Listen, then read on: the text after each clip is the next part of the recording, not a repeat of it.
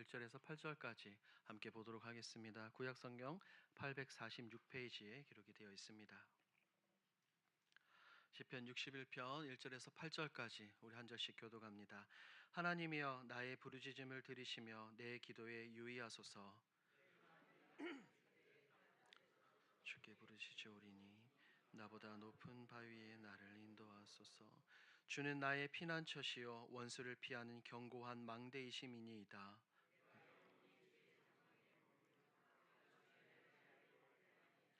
주 하나님이여 주께서 나의 소원을 들으시고 주의 이름을 경외하는 자가 얻을 기업을 내게 주셨나이다. 주께서 왕에게 장수하게 하사 그의 나이가 여러 대에 미치게 하시리이다. 그가 영원히 하나님 앞에서 거주하리니 인자와 진리를 예비하사 그를 보호하소서. 그리하시면 내가 주의 이름을 영원히 찬양하며 매일 나의 서원을 이행하리이다. 아멘. 오늘 우리가 함께 읽은 이 시편 61편은 우리가 잘 알고 있는 이스라엘의 2대 왕 다윗의 시편입니다. 현재 이 다윗이 어떤 상황인지는 우리가 분명하게 성경이 말하고 있지 않기 때문에 잘 모릅니다. 하지만 우리가 읽은 이 1절부터 8절까지 말씀을 보니 다윗이 너무 힘들어하고 괴로워하고 고통 가운데 있는 것을 우리가 분명하게 알 수 있죠. 다윗은 어떤 사람입니까? 다윗은 왕입니다. 돈도 권력도 군사력도 경험도 너무나도 많이 가지고 있었지만 지금 자신이 처한 상황에서 그 모든 것을 어떻게 사용할 수가 없습니다. 그럴 때 다윗은 오로지 하나님 앞에 엎드려 이렇게 고백하는 겁니다. 하나님, 나를 하나님의 높은 저 바위 위로 올려 주십시오라고 말입니다. 우리 사랑하는 여러분, 우리 역시 우리 이 믿음의 길, 순례의 길을 걸어가는 가운데 삶의 고난이 찾아오고 예상치 못한 일들이 많이 찾아옵니다. 때로는 흔들리고 두렵고 그 모든 것들을 해결하려고 애쓰지만 결국은 그 모든 문제 앞에서 승리하지 못하고 좌절하고 쓰러지는 모습들을 우리는 때때로 발견하고는 합니다. 그리고 그제서야 깨닫고 이렇게 고백을 하죠. 이 모든 것은 내 힘으로는 할 수 없다. 내게 힘을 주시는 하나님과 함께할 때 이 모든 것을 이길 수 있다라고 말입니다.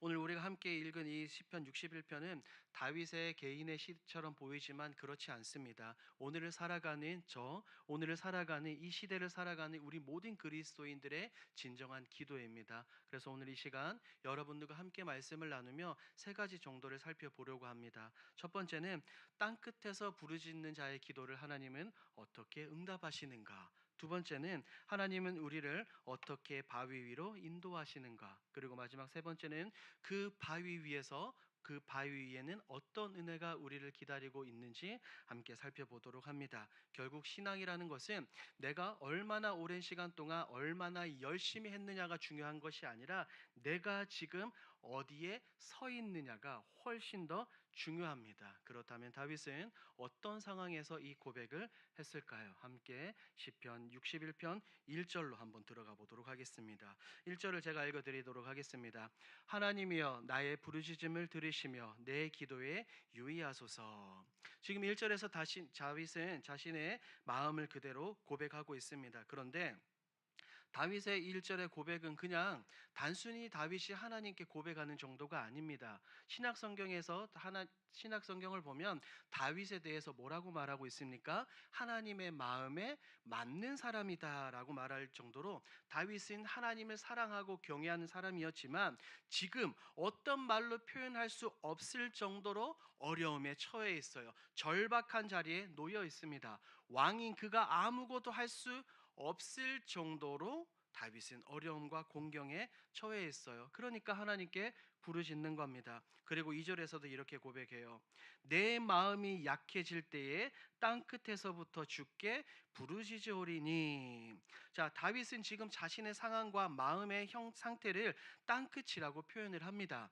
지금 2절에서 말하고 있는 이 땅 끝은 단순히 그 시대 사람들이 말하는 지리적인 경계를 넘어 삶의 끝자락, 영혼이 완전히 무너져버린 극한의 자리를 의미합니다. 또다시 말해 다윗은 지금 하나님과 굉장히 멀어져 있고 누구도 자신을 찾지 못할 만큼 고립되어 있고 절망적인 상황을 그대로 고백합니다. 지금 다윗이 처한 그 자리는 어떤 자리일까요? 아마 많은 성도님들이 우리 예수 그리스도를 믿고 하나님을 섬기며 이 땅을 지금까지 열심히 살아오는 가운데 누구나 한 번쯤은 경험했을 그런 자리입니다. 하나님의 임재가 느껴지지 않는 거예요. 기도의 자리에 나와서 기도를 하고 있지만 기도가 막힙니다. 무엇을 해도 달라질 것 같지 않는 답답함과 무기력함이 나를 사로잡고 있는 거예요. 습관적으로 예배 자리에 나와 있지만 하나님은 나와 동떨어져 있는 것 같아요. 저기 멀리 계신 것 같고 내 마음은 완전히 깊이 무너져 있는 상태. 그 자리가 지금 2절에서 다윗이 고백하고 있는 땅끝이라는 겁니다. 그래서 이 말씀은 오늘을 살아간 우리에게 분명하게 이렇게 말하고 있어요. 하나님은 땅 끝에서의 기도도 반드시 응답하신다라고 말입니다. 그렇기 때문에 다윗이 지금 이런 단어를 사용하는 겁니다. 사랑하는 여러분, 우리가 믿는 하나님, 우리가 너무나도 사랑하고 섬기는 우리 주님이 이런 분이신 줄 믿습니다. 가장 멀게 느껴지는 그 자리에서도 하나님은 그 누구보다도 가깝게 나에게 다가와 우리에게 다가와 귀를 기울이시고 나의 신음소리에, 우리의 기도소리에 응답하시는 분이시죠. 본문에서 다윗은 또 말합니다. 내 마음이 약해질 때라고 말이에요. 겉으로 보기에는 멀쩡해 보일지 몰라도 속은 완전히 무너졌습니다. 한계에 다달랐어요. 더 이상 어떻게 할 수 없을 만큼 힘들어요. 그러니 다윗은 바로 그 자리에서 고백을 하는 겁니다. 하나님, 저를 높은 바위에 인도하여 주시옵소서. 사랑하는 여러분, 이 짧은 한 구절에 복음의 핵심이 담겨 있는 겁니다. 나보다 높은이라는 단어를 썼는데 그것은 다윗은 지금 우리가 살아간 인간의 한계를 말해요. 그리고 바위라는 단어는 하나님의 확실한 구원과 보호를 이야기를 합니다. 결국 우리는 우리 스스로 설 수 없습니다. 우리 스스로 반드시 일어날 수 없다는 겁니다. 왜? 하나님이 함께 해주시지 않으면, 내 믿음의 기초가 단단히 되어 있지 않으면 우리는 결코 일어설 수 없다는 것을 다윗이 우리에게 분명하게 이야기해주고 있는 줄 믿습니다. 올해죠. 2025년 들어서 수개월 전에 아주 큰 사고가 한번 일어났습니다. 경기도 안성으로 가는 그 고속도로 공사 사건, 여러분들도 기사를 통해서 한번 보셨을 것입니다. 교량이 붕괴되는 사고가 있었어요. 겉으로 보기에는 이제 그 다리가 마치 완공된 것처럼 보였지만 조사 결과 교량을 지탱해야 될 이 기초 구조물이 불안정한 상태에서 이게 시공이 진행된 것으로 드러났습니다.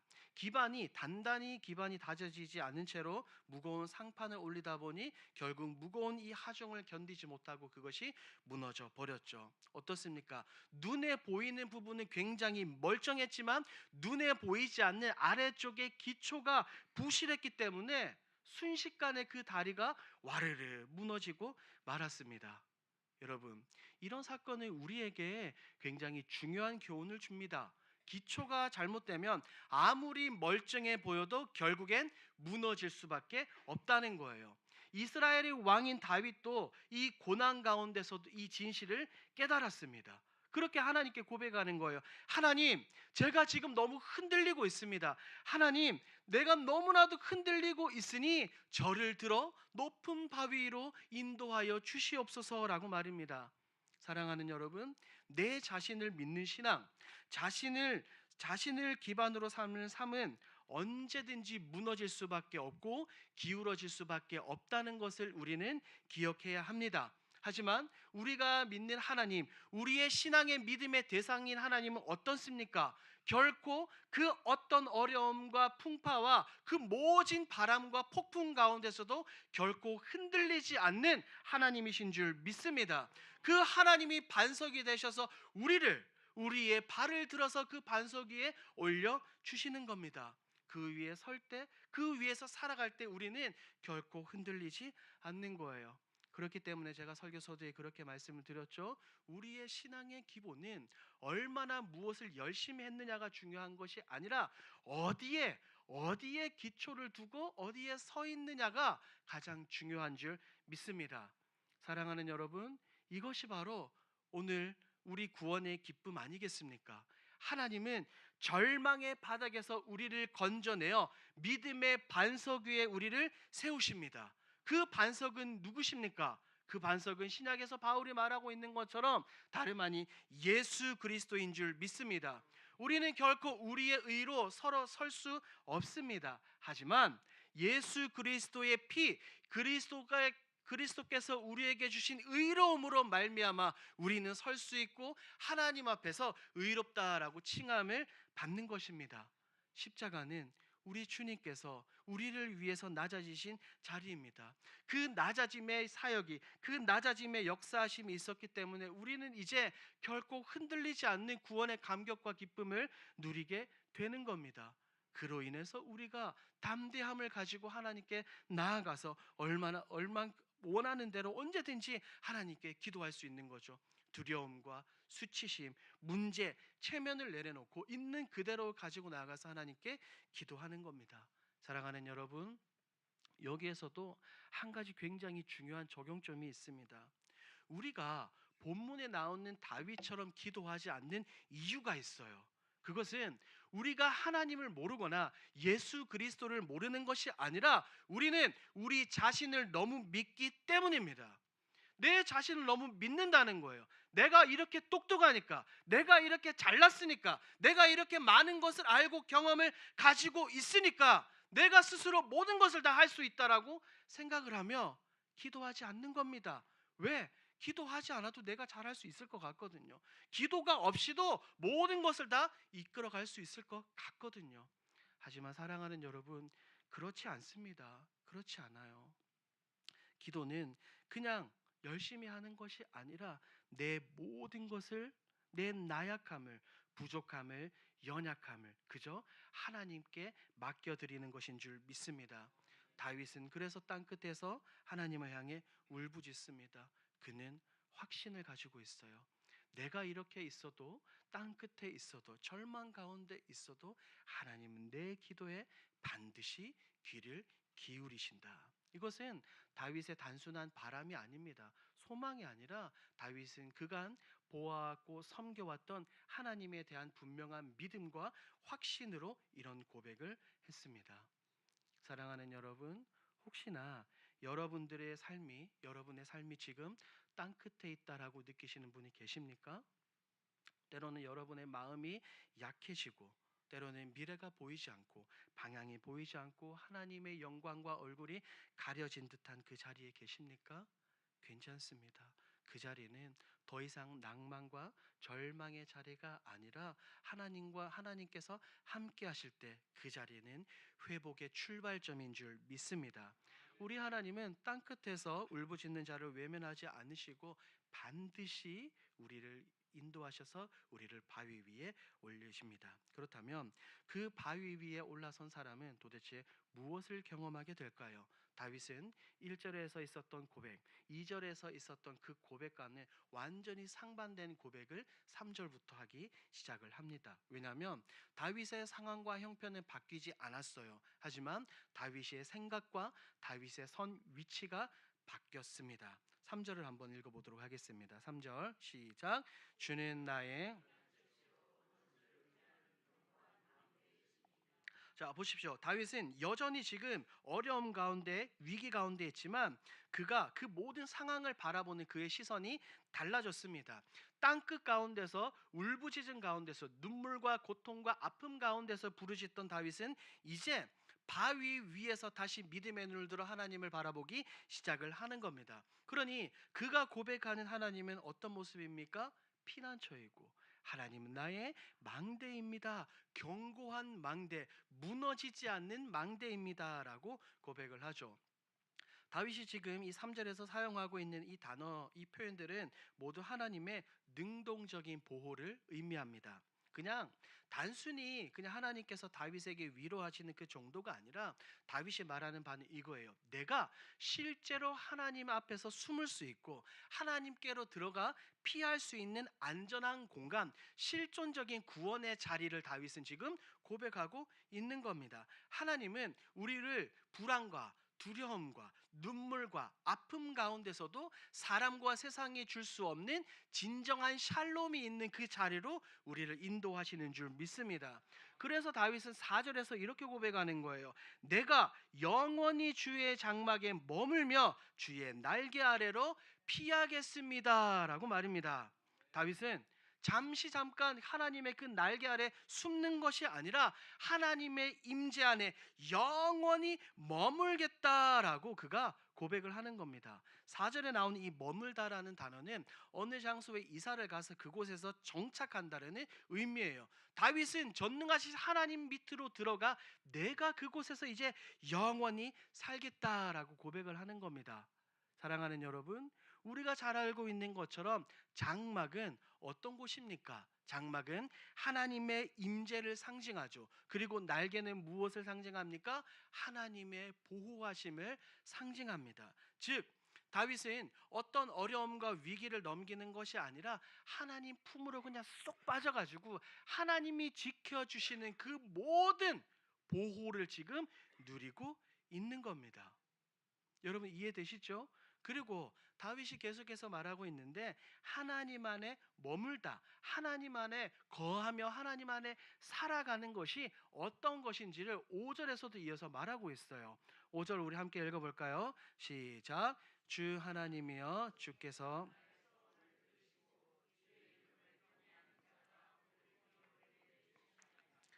자, 다윗은 고백합니다. 주의 이름을 경외하는 자가 얻을 기업을 내게 주셨습니다라고 말해요. 여기서 다윗이 말하는 기업은 단순히 물질이나 땅이나 어떤 소유물의 개념이 아닙니다. 구약에서 사용하는 이 단어 기업이라는 단어는 이스라엘 백성들의 정체성이었어요. 하나님이 부르시고 하나님의 언약 백성으로 살아가는 데 있어서 꼭 필요한 정체성의 한 부분이었습니다. 우리가 잘 알고 있죠. 특히 이 가나안 땅을 정복하고 나서 모든 지파들에게 땅을 배분을 합니다. 그런데 유독 레위 지파에게는 땅을 배분하지 않죠. 그러면서 하나님께서는 레위 지파에게 뭐라고 말씀하셨습니까? 나는 너희들의 기업이고 너희들의 분깃이다라고 말입니다. 너희는 땅이 없어도 돼. 내가 너희의 몫이야. 내가 너희와 늘 언제나 함께 하겠다라고 하나님이 그들에게 말씀해 주셨는데 지금 5절에서도 다윗이 그대로 그것을 인용하는 겁니다. 하나님이 나의 기업입니다. 하나님만이 나의 유일한 소망입니다. 제가 그 하나님의 품 안에서 내가 살아가겠습니다라고 다윗이 고백을 하는 겁니다. 사랑하는 여러분, 여러분들은 지금 무엇을 기업으로 삼고 살아갑니까? 여러분의 직장입니까? 여러분의 가정입니까? 여러분들 많은 사람들이 너무나도 사랑하고 탐욕을 원하는 돈입니까? 혹은 내 자녀 손들입니까? 그 모든 것이 무너졌을 때 진짜로 남는 것이 있습니까? 없습니까? 없습니다, 여러분. 없어요. 세상 것들은 언제든지 사라질 수밖에 없습니다. 아무리 발버둥 치면 돈과 명예와 그 모든 것을 내가 잡으려고 노력은 하지만 결국에 이 전도서에서 솔로몬이 고백하는 것처럼 그 모든 것은 헛되고 헛됩니다. 그렇다면 우리에게 있어 남는 것은 무엇입니까? 우리에게 있어서 가장 필요한 것은 무엇입니까? 다른 것이 아니라 오직 하나님께서 나의 기업이 되는 것인 줄 믿습니다.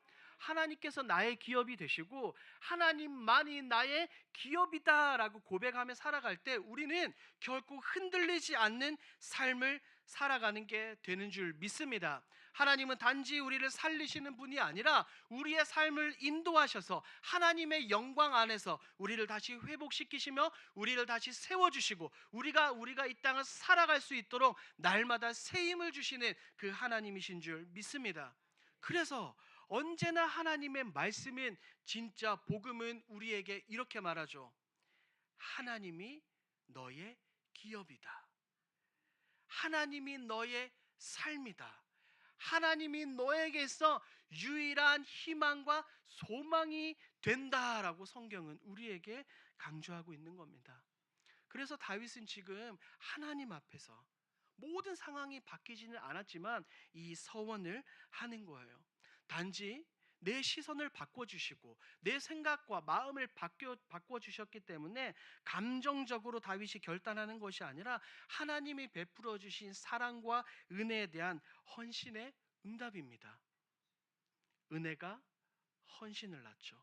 그리고 우리의 헌신은 곧 예배로 변하게 됩니다. 하나님을 섬기고 하나님을 경외하고 예배하는 것은 율법적인 책임이 아니라 하나님께서 베풀어 주신 그 사랑과 은혜에 대한 분명한 순종인 줄 믿습니다. 그렇기 때문에 7절에서 다윗은 또 하나의 강력한 고백을 하는 겁니다. 자, 우리가 7절 한 번 더 읽도록 하겠습니다. 시작. 그가 영원히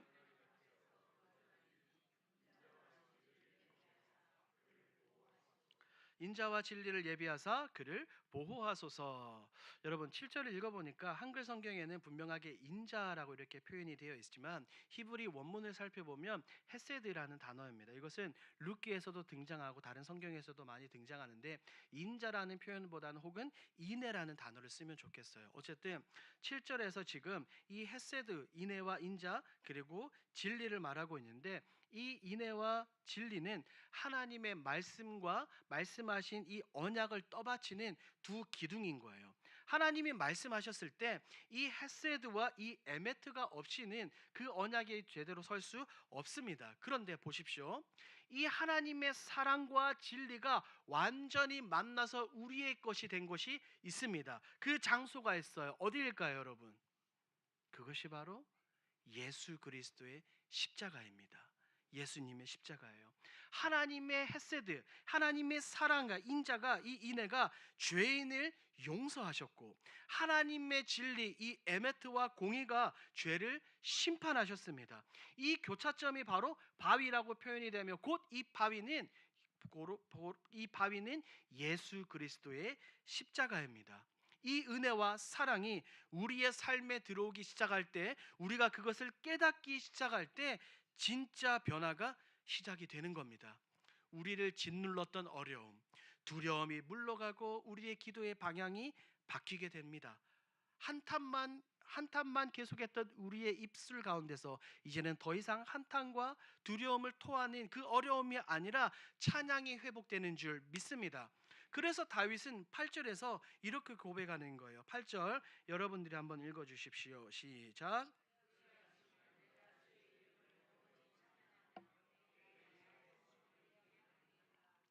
아멘. 보십시오. 다윗은 마지막으로 이렇게 고백을 하는 겁니다. 위기에서 어려움에서 벗어난 단순한 안도가 아닙니다. 다윗의 인생 전체가 이제는 1절부터 8절까지 살펴보면 180도 완전히 바뀌었습니다. 다윗의 삶 자체가 이제 예배자가 되었어요. 더 이상 아픔과 어려움 앞에서 도망치는 도망자여 피난민이 아니라 하나님 앞에 당당히 선 예배자로 완전히 변한 것입니다. 땅 끝에서 시작된 울부짖음이 바위 위에서는 영원한 찬양과 서원으로 바뀐 것, 여러분 눈으로 보이시죠? 이것이 바로 하나님이 오늘날 우리를 불러주시고 우리의 삶을 변화시켜 주시는 놀라운 구속의 감사와 기쁨인 줄 믿습니다. 무엇과도 바꿀 수 없어요. 무엇과도 바꿀 수 없는 사랑과 은혜가 바로 이 8절에서 다윗의 입술을 통해서 우리가 깨닫게 되는 것입니다. 사랑하는 여러분, 우리는 이 짧은 시간 시편 61편 말씀을 살펴보았습니다. 이 시편 61편은 인생의 가장 낮은 자리 땅 끝에서부터 시작하여 하나님의 간섭하심과 임재가 있는 바위 위에서 마무리가 됩니다. 다윗의 외침은 더 이상 절망의 소리가 아니라 찬양과 예배의 소리가 되었습니다. 이 놀라운 여정은 단지 본문을 기록한 다윗의 여정만이 아닙니다. 기도가 막히고 마음이 무너지고 삶의 방향을 잃은 우리 모두에게 적용할 수 있는 우리 모두의 고백이자 기도이고 찬송입니다. 오늘 이 자리에서 여러분은 한 가지만 기억하십시오. 제가 설교 서두에 이렇게 말씀을 드렸어요. 신앙은 얼마나 오래 했느냐, 열심히 했느냐의 문제가 아니라 어디에 서 있느냐의 문제입니다. 다시 이 설교를 마무리하면서 여러분들에게 질문하겠습니다. 여러분은 지금 어디에 서 계십니까? 여러분은 어디에 서 계십니까? 혹시 다윗과 같이 땅 끝에 계신 분이 있습니까? 그렇다면 다윗처럼 고백하십시오. 주님, 나보다 높은 바위에 나를 인도하여 주옵소서.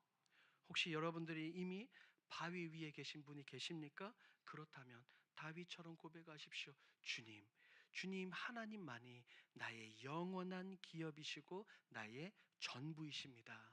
사랑하는 여러분, 이 남아있는 한 주간 여러분 이 세상을 살아갈 때에 다윗의 이 시편 61편을 기억하고 마음판에 깊이 새기십시오.